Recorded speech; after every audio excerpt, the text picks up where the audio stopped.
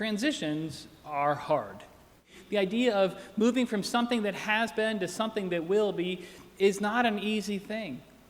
And we as a church family are right smack dab in the middle of a transition. Last week we sent Pastor Tim and Reva off and thanked them for their service.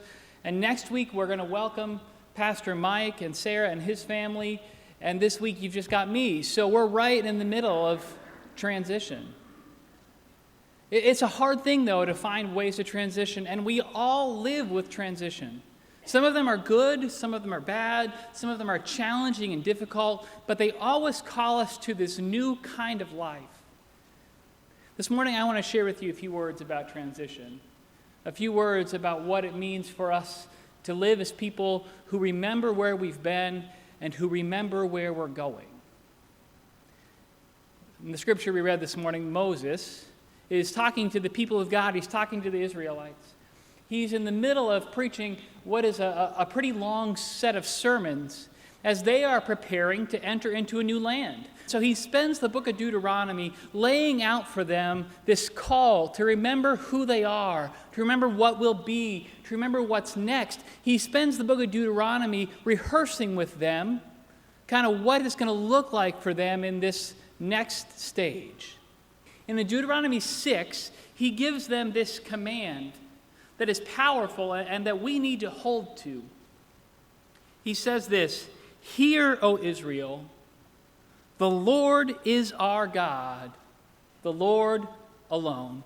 You shall love the Lord your God with all your heart, with all your soul, with all your might.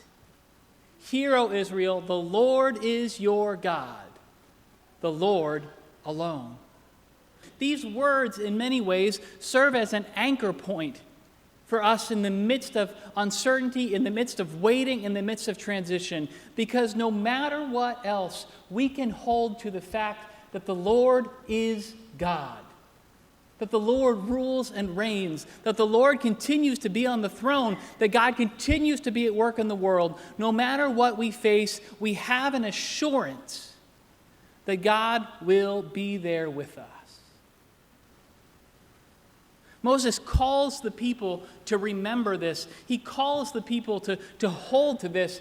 And this challenge that he puts forth in front of the people to hear and to understand that the Lord is the Lord and the Lord is God alone is a radical statement. It is something that's easy to hear but not easy to live out. Because by saying that the Lord is God and the Lord is God alone, we are boldly proclaiming that other things are not. When we hold to the fact that the Lord is God, the Lord alone, we are boldly stating that there are other things in this world that are not God. We live in a world where there seems to be a multitude of things that demand our attention, that want our worship, that want us to offer to them our allegiance.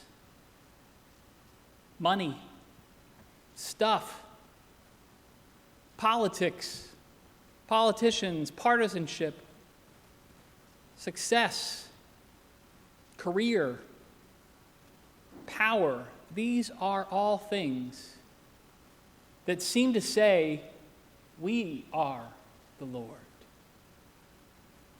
And it becomes easy, friends, to lose sight that those things aren't the things we worship, that those things aren't the things we devote our life to, that those are not the things that sustain us or keep us in the midst of challenge and difficulty and uncertainty, that it is the Lord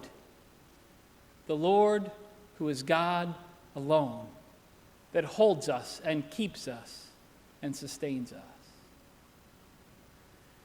Sometimes we get so busy in life, living the life that we have set in front of us, living the life that we're trying to manage, that we forget.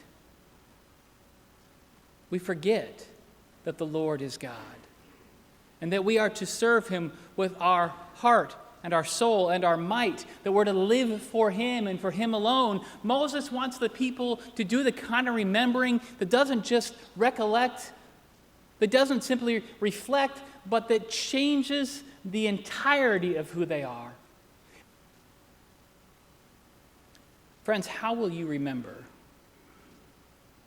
What will you do to make sure that as you live your life this week, you're reminded that the entirety of your life, the entirety of what you do and who you are, comes back to this fact that the Lord is God and the Lord alone, that you worship Him and Him alone, that we do not worship the things of the world? What will you do to remember?